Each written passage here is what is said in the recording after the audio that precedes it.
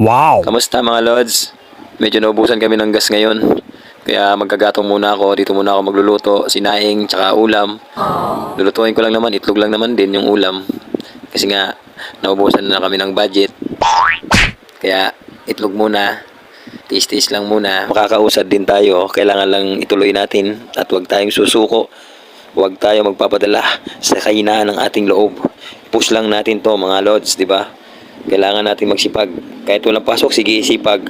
Ayan, hugasan ko na yung bigas para maisalang ko na dun sa apoy kasi napaapoyan ko na rin naman yon. Yan, medyo susukatin ko lang yung mga yung tubig diyan kasi medyo mahal sa yan eh. Kailangan medyo marami yung tubig. Kasi pag konti lang yung tubig na nilagay mo, ang nangyayari, buhaghag na parang matigas, ganun. Kasi hindi naman siya yung bigas na maganda katulad ng Hasmin. Ayan, ngayon papunta na ako sa South Vale sa taas para sunduin yung anak ko dahil tapos na rin naman ako magluto. Kaso medyo malayo nga lang yung Southville dito, yung susundo ko sa anak ko. Kaya medyo matulin yung patakbo rito. Pero sa kabila ng lahat, ito pa rin ako, chill lang, relax, kalmado lang. Tapos ngingiti pa, kahit bungal king ina.